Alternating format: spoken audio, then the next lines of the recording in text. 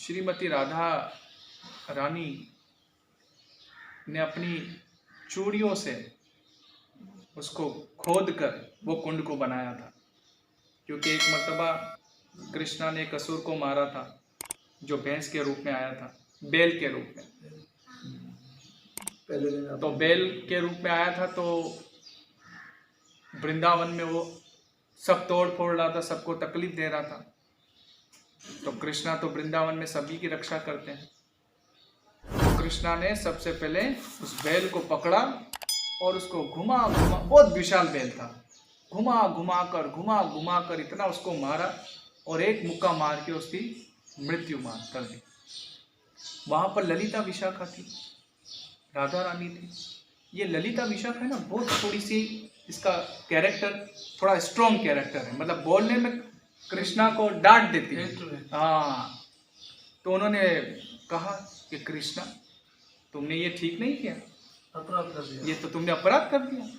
हमारे धर्म में गाय हमारी माता है और बैल हमारे पिता है, आपने उसको मार दिया, वो हमारे पिता थे। तो कृष्णा ने कहा तुम देख नहीं रहे, वो असुर था। बोले भले असुर था, लेकिन आया था कौन से रूप में? तुम्हें उसको मारना नहीं था, अब तुमने इसको मारा है, तुम पापी हो गए हो। अब तुम पहले तीर्थ यात्रा में स्नान करो और अपने सारे पाप धो, तब तक तुम हमारे से बात मत करना, हमसे दूर। तो उन्होंने कृष्णा ने कहा कि भाई वो तो तुम्हारे सामने पूरे वृंदावन के वासियों को तकलीफ दे रहा था और आप लोग कह रहे हो कि उसको मारना नहीं चाहिए।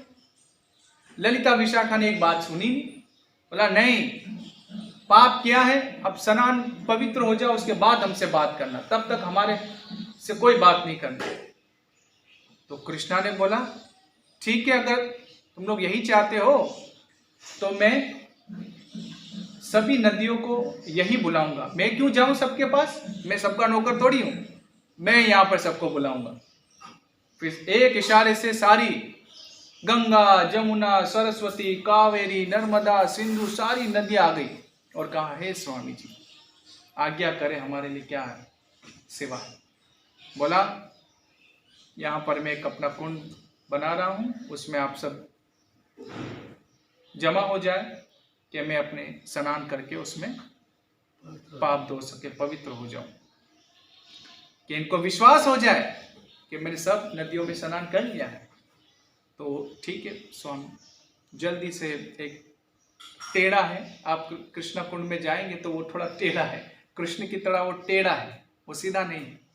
फिर उसमें सारी नदियाँ गई, कृष्णा ने डुबकी मारी और स्नान किया और खूब इंजॉय किया ना, पानी में कितना मजा आता है शाम कुंड।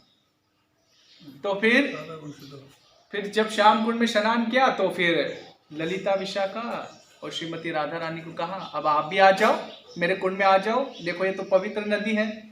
तो ललिता विशाखा ने कहा नहीं नहीं नहीं नहीं नहीं, हम इसमें स्नान नहीं करेंगे, तो तुम्हारे स्नान करने से सारा गंदा हो गया है, तुम्हारे सारे पाप इसमें चले गए, हम तो इसमें स्नान नहीं करेंगे, हम अपना अलग से कुंड बनाएंगे, हम वहां पर ही स्नान करेंगे, तुम्हारे कुंड में स्नान नहीं करेंगे। तो ललिता विशाखा और श्रीमती राधा रानी ने अपनी चूड़ियां निकाली और इसे खोदने लगी जमीन को, और खोदते खोदते थोड़ा सा इससे थोड़ा बड़ा है, नेचुरल जो ओरिजिनल कुंड है वो इससे थोड़ा सा बड़ा है, ओरिजिनल कुंड जो श्रीमती राधा रानी लोग ने अपने हाथ से खोदा था। तो फिर राधा रानी ने और ललिता विशाखा ने सोचा भाई इसको भरना भी है, और मटके से भर भर के यमुना में से पानी ला रहे थे, लेकिन थक गए। उन्होंने कहा क्या करें, हमसे तो नहीं हो सकेगा, पूरा नहीं भर सकेगा। तो कृष्णा देख रहे थे ये सारा तमाशा कि ये देखो है, मेरे तो इशारे से सारी नदियां आ गई, अब ये कैसे कर सकेंगे, भरो। तो वहां पे ललिता विशाखी बोले हाँ हंसो, खूब हंसो, हम पर हंस रहे हो ना, हंसो, तुम्हारा तो काम ही है हंसना, हाँ तुम तो हो ही नटखट, तुम्हारा काम ही है दूसरों को तकलीफ देना और तकलीफ देके आनंद लेना, हंसना। तो वहां पे वो थक के मुंह चढ़ा। कृष्णा ने कहा देखो अब मैं तुम्हारी मदद कर सकता हूं, तुम्हारे कुंड में भी ये सारी नदियां आ सकती हैं अगर तुम लोग मेरी बात मानो। तो फिर कहा ठीक है, करो। फिर उनको फिर इशारा किया, वहीं पर खड़ी थी सारी नदियां। उन्होंने कहा राधा कुंड, राधा रानी के इस कुंड में भी आप जाके सारा पानी भर दो। फिर वहां पर गंगा, जमुना, सरस्वती, कावेरी, नर्मदा, सिंधु सारी नदियां उसमें भी गई और उसको भर दिया। फिर वहां पे श्रीमती राधा रानी ने अच्छे से स्नान किया, उनकी फ्रेंड ललिता विशाखा ने भी फिर स्नान किया और फिर कृष्णा को कहा, कृष्णा तुम भी आ सकते हो इसमें स्नान करने के लिए। तो कृष्णा ने कहा हाँ, मैं तो जरूर आऊंगा स्नान करने के लिए। क्यों? क्योंकि मेरे श्याम कुंड से ज्यादा तुम्हारा कुंड ज्यादा महत्व रखता है। मेरे श्याम कुंड में कोई स्नान करे ना करे, लेकिन राधा कुंड में जरूर सभी स्नान करेंगे। और मैं तुम्हें ये वचन देता हूं कि जो राधा कुंड में स्नान करेगा उसको जल्दी भगवान का प्रेम मिलेगा, कृष्ण प्रेम जल्दी मिलेगा। श्याम कुंड से पहले अगर किसी ने राधा कुंड में स्नान कर लिया, उसको ज्यादा प्यार मिलेगा, जल्दी प्रेम मिलेगा। श्रीमती राधा रानी का जो प्रेम है, उत्तम प्रेम, कृष्ण प्रेम, वो सबको मिलेगा अगर कोई राधा कुंड में भी स्नान करता है। तो श्याम कुंड राधा कुंड की जो महानता है वो कम नहीं है कि नहीं ऐसे राधा कुंड की महानता बहुत है, श्याम कुंड की महानता कम, ऐसा नहीं है। राधा कुंड श्याम कुंड एक ही है, लेकिन फिर भी कृष्णा ने अपने भक्तों की हमेशा महानता को ही बढ़ावा दिया है। और यहाँ पर भी जो सबसे टॉप में श्रीमती राधा रानी है, हाँ, सभी भक्तों में सर्वश्रेष्ठ शिरोमणि है, हाँ, उनका जो भक्ति का प्रेम है। तो कृष्णा ने कहा कि ये प्रेम सबको मिलेगा जो भी तुम्हारे कुंड में स्नान करे। आज के दिन श्रीमती राधा रानी के इस कुंड की उत्पत्ति थी। और आज राधा कुंड में तो सुबह मंगल आरती से जो भीड़ लगी हुई, सब भक्त, साधु, महात्मा, और वहां पर श्री नित्यानंद प्रभु की पत्नी जानवी माता जी भजन करती थी। श्रीमती जानवी माता जी श्री नित्यानंद प्रभु जब प्रचार करते थे तो उनकी मदद करती थी प्रचार में। और जब नित्यानंद प्रभु अपनी लीला को वाइंड अप करके चले गए तो इसको चुप करो, तो फिर श्री नित्यानंद प्रभु की पत्नी जानवी माता जी ने प्रचार का कार्य संभाला था। एक स्त्री ने कृष्ण भावना अमृत का पूरा प्रचार कार्य को संभाला था। आप समझ सकते हैं कि सिर्फ कृष्ण भावना में पुरुषों की अहमियत नहीं है, स्त्री ने भी कृष्ण भावना के प्रचार को संभाला है। स्त्री ने भी इस कृष्ण भावना के आंदोलन में अपना पूरा पूरा सहयोग किया है। और नित्यानंद प्रभु की पत्नी जानवी माता जी कोई आम स्त्री नहीं थी, वे गुरु थी। आज जब भी राधा कुंड में भक्तगण जाते हैं तो वहां पे जरूर जाते हैं, वहां पे दर्शन करते हैं, उनकी परिक्रमा करते हैं, वहां पे बैठ के भजन करते हैं, उनसे प्रार्थना करते हैं ना। तभी ये कृष्ण भावना सिर्फ पुरुषों को ही नहीं इंपॉर्टेंस देती, स्त्रियों को भी इंपॉर्टेंस देती। आपको पता है इस्कॉन में बहुत सारी माताएं गुरु भी हैं आज की तारीख में, आपको पता है, जो दीक्षाएं देती। क्यों? क्योंकि ये भक्ति की पोजीशन कोई भी हासिल कर सकता है जिसका नाम जप, गुरु पर विश्वास।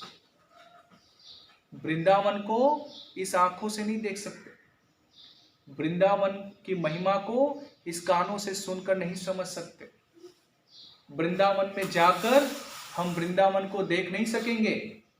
वृंदावन को देखना है तो सबसे पहले किसी शुद्ध गुरु की चरण कमलों की आश्रय लेना होगा। आश्रय लेने के बाद फिर आपके पास कोई क्वालिफिकेशन ना भी हो, हाँ, कोई शास्त्र आपने पढ़े भी ना हो, कोई ज्ञान ना हो, गुरु की कृपा से वो सारा ज्ञान प्रकट हो जाता है। अंदर जो है ना, गुरु कृपा करते हैं और वो ज्ञान प्रकट हो जाता है और आपको वृंदावन की सारी महिमा समझ आएगी ना। इसलिए विश्वनाथ चक्रवर्ती ठाकुर महाराज कहते हैं कि राधा कुंड, श्याम कुंड की जो रमणीय स्थान है, हाँ, इस रमणीय स्थान में जाने के लिए सबसे पहले हमें अपने गुरु महाराज से प्रार्थना करनी चाहिए। गुरु महाराज जो भागवत हैं, हाँ, यस्य प्रसादात भगवत प्रसादो यस्य प्रसादात न गति कुतो, उनके बिना गति नहीं है। इसलिए हमें अपने गुरु पर पक्का विश्वास, श्रद्धा होना चाहिए और अपने गुरु से रोजाना प्रार्थना करनी चाहिए।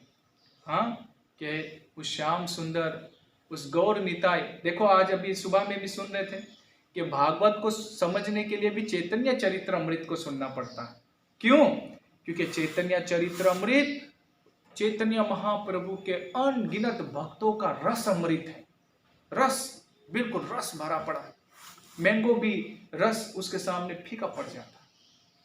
महाप्रभु के भक्तों की लीलाएं इतनी उत्तम है और वही लीलाएं में से एक हिस्सा शिला रूप गोस्वामी, शिला सनातन गोस्वामी, शिला जीव गोस्वामी, गोपाल भट्ट, रघुनाथ दास गोस्वामी, ये जो 6 गोस्वामी है वृंदावन के, ये डायरेक्ट डिसाइपल है चैतन्य महाप्रभु। इन्होंने ही, खासतौर से इसमें से भी रूप गोस्वामी और सनातन गोस्वामी, इन्होंने ही वृंदावन को उजागर किया। अगर आज राधा कुंड, श्याम कुंड की महिमा है तो शिला रूप गोस्वामी और सनातन गोस्वामी की बेवजह कृपा की वजह से है। अगर वे वृंदावन नहीं जाते तो ये अदृश्य रहता, हम नहीं देख सकते थे।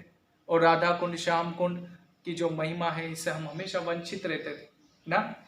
इनकी बड़ी बेवजह कृपा है।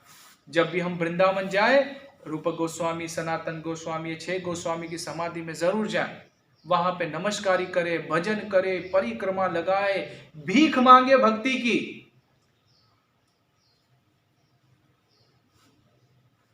रूप गोस्वामी, सनातन गोस्वामी इतने भक्ति के शुद्ध प्रेम से भरे हुए हैं। चैतन्य महाप्रभु की कृपा हुई। वो तो आत्महत्या करने जा रहे थे। सनातन गोस्वामी तो जगन्नाथपुरी में रथ यात्रा में अपने रथ के नीचे मरने जा रहे थे। आखिरी बार चैतन्य महाप्रभु से बस चुपके से रजाई, एक गंदी कपड़े जैसा था, उसको ओढ़ा हुआ था। क्योंकि जगन्नाथपुरी बहुत दूर है ना वृंदावन से, या जगन्नाथ मायापुर से भी देखा जाए तो बहुत दूर है। तब तो ये ट्रांसपोर्ट नहीं होती थी, पैदल ही जाना पड़ता था। सनातन गोस्वामी महाप्रभु से मिलने गए जगन्नाथपुरी, तो इतना दूर काफी दिन से चलते चलते, और पानी भी पीते थे तो कहीं गंदा थोड़ा पानी, उसको थोड़ा पी लिया जिंदा रहने के लिए। उस गंदे पानी को पीकर उनको बीमारी लग गई और उस बीमारी के अंदर पस, पीप और कुछ कीड़े वगैरह बॉडी से निकलने लगे। इतनी खराब हालत हो गई थी सनातन गोस्वामी। लेकिन आखिरी में, और दाढ़ी वगैरह भी बढ़ चुकी थी, तो उन्होंने आखिरी क्या, रोजाना जगन्नाथपुरी में भगवान जगन्नाथ के दर्शन करने के बाद चैतन्य महाप्रभु हरिदास ठाकुर से मिलने जाते थे प्रसाद लेकर। क्योंकि हरिदास ठाकुर महाराज, उनका अलाउ नहीं था मंदिर में जाना, क्योंकि वो यवन परिवार में पैदा हुए थे, इसलिए। तो चैतन्य महाप्रभु जब उनसे मिलने आए तो वहीं पर सनातन गोस्वामी चुपके से पहले से मौजूद थे, क्योंकि उनको पता था कि चैतन्य महाप्रभु यहाँ पर आएंगे तो मैं उनका भी दीदार कर लूंगा। फिर उसके बाद आखिरी में दीदार करके मैं जगन्नाथपुरी में रथ यात्रा में अपने प्राण त्याग। लेकिन भक्त वत्सल है चैतन्य महाप्रभु, और चैतन्य महाप्रभु के भक्त वत्सल है। हरिदास ठाकुर महाराज ने चुपके से चैतन्य महाप्रभु को इशारा कर दिया, और चैतन्य महाप्रभु को पता चल गया कि यहाँ पे सनातन गोस्वामी खड़े हुए हैं, लेकिन वो मुंह ढक के खड़े हुए। चैतन्य महाप्रभु ने कहा, कौन है? मैंने बोला, महाप्रभु ये आपके दर्शन करने के लिए, आप इन्हें जानते हैं? बोला, आओ सनातन, यहाँ पर आओ। क्यों मुझसे दूर जा रहे हैं, क्यों? बोले, महाप्रभु में उन्होंने दंडवत, डंडे की तरह गिर कर उनको नमस्कार किया और फिर कहा, महाप्रभु मैं आपके दर्शन करने आया। तो बोला, करीब से करो। बोला, नहीं महाप्रभु, मैं अभी अपवित्र हालत में हूं, आपका कोमल शरीर गंदा हो जाए, इसलिए मैं नहीं आ सकता। बोला, नहीं, यहां पर आओ। दूर जा रहे थे। महाप्रभु ने उनको जबरदस्ती पकड़ के गले लगा दिया। उनके गंदे अपवित्र, इतने दूर से यात्रा करने के बाद महाप्रभु का दीदार करने आए थे, वो अपने आप को कहते थे कि मैं काबिल नहीं हूं भगवान की भक्ति के। वो अपने आप को बिल्कुल वो काबिल नहीं समझते थे भगवान की भक्ति, सेवा, पूजा के नाम। अपने आप को बहुत गुनहगार समझते थे। महाप्रभु ने उनको जल्दी से पहले तो गले लगाया और गले लगाकर उसकी सारी बीमारियों को उसी क्षण खत्म कर दिया। सारी पहले तो सनातन गोस्वामी जब रास्ते से आ रहे थे तो वो जो उनके जिस्म में कीड़े हो गए थे ना, सनातन गोस्वामी क्या करते थे, उसको गिरने नहीं देते थे, उसको उठाकर फिर से रखते थे, क्योंकि उनका भोजन था। वो कहते नहीं, ये तुम्हारा भोजन है, हाँ ये तो तुम्हारा खाना है, तो तुम खाओ, तुम अपना काम करते हो। कितनी सुपर ऊपर बिल्कुल भक्ति की टॉप हालत है ये। इसकी हम एक्टिंग नहीं कर सकते, नकल नहीं कर सकते हम, और ना ही करनी चाहिए। ऐसे चैतन्य महाप्रभु के भक्त हैं ये गोस्वामी जी, जिनकी कृपा से आज वृंदावन उजागर हुआ है, राधा कुंड, श्याम कुंड। और उसी संप्रदाय से शिला प्रभुपाद ने आज पूरी दुनिया में कृष्ण भावना अमृत का प्रचार किया। यदि प्रभुपाद ना होते तबे की होता। ये जीवन बेटा, ये सोते होते, खा रहे होते, एंजॉय भोग विलास में फंसे होते हैं ना। हमें जो जिंदगी का मकसद दिया है ना शिला प्रभुपाद ने, अनगिनत जन्मों के बाद भी हम इनका कर्ज उतार ही नहीं सकते। लेकिन अगर इसी जन्म में हम गंभीरता के साथ शिला प्रभुपाद की वाणी का अपने जीवन में उतारे, उनके नाम का भजन करें, चाहे गृहस्थी हो, वानप्रस्थी हो, ब्रह्मचारी हो, सन्यास हो, कोई बात नहीं। किसी भी सूरत हाल में कृष्ण की भक्ति खुद भी करना है और दूसरों को भी लगाना है। और आज राधा कुंड के इस पावन पवित्र दिवस में श्रीमती राधा रानी के चरण कमलों में यही प्रार्थना करते हैं कि हे श्रीमती राधा रानी, हम पर भी कृपा करें। हम तो बहुत ही, खासतौर से मैं तो बिल्कुल ही काबिल नहीं हूं कि नाम जप, सेवा, पूजा, किसी भी प्रकार से गुरु गौरंगा को खुश कर सकूं। तो राधा रानी के चरण कमलों में यही प्रार्थना करेंगे और गुरु महाराज के चरण कमलों में कि हम पर कृपा करें इस कार्तिक के पवित्र मास में, कि हम वैष्णवों की सेवा कर सके, वैष्णवों को खुश कर सके, भक्तों की सेवा करके, भक्तों को खुश करके, उनसे आशीर्वाद की भीख मांगकर जब भक्त खुश हो जाएंगे तो गुरु गौरंगा भी खुश हो जाएंगे। इसलिए भक्तों की सेवा करनी चाहिए, भक्तों की सेवा से कभी भी पीछे नहीं हटना चाहिए। भगवान का भक्त बनना है तो भगवान का भक्त बनने से पहले उनके भक्तों का भक्त बनना पड़ेगा। दासों का दास होकर दासों का दास अनुदास बनना पड़ेगा। तो भक्ति बहुत आसान है, सरल। लेकिन अगर हम सोचेंगे कि ओ मुझे तो सब आता है, मैंने तो सब समझ लिया, मैंने तो भक्ति के सारे टिप्स सीख लिए, ओ मैं तो अब बहुत अच्छा भक्त बन गया हूं, दूसरों को सिखा सकता हूं, समझा सकता हूं, तो नहीं, शून्य, कुछ भी नहीं। नाम जब भी नहीं होगा, कोई भक्ति की प्योरिटी आपके अंदर नहीं होगी। लेकिन जब आप हमेशा सोचेंगे कि मेरे अंदर तो कोई काबिलियत नहीं, कुछ नहीं आता, बस गुरु गौरंगा की कृपा से उनसे हमेशा भीख मांगते रहते कि कृपा करो प्रभु ना, तो हमेशा कृपा की याचना करते हुए श्रीमती राधा रानी, गुरु गौरंगा, श्री कृष्ण भगवान, गौर निताय सुंदर महाप्रभु और सभी भक्त वैष्णवों से प्रार्थना करनी चाहिए कि इस कार्तिक के पवित्र पावन दिवस में हम पर कृपा करें कि हम वृंदावन का दर्शन, वृंदावन ना ब्रजभूमि का दर्शन, ये तो राधा रानी की कृपा के बिना नहीं हो सकता ना। जय श्रीमद् भागवत महापुराण की जय, श्रील प्रभुपाद की जय, गुरु गौरंगा की जय, गौर प्रेम।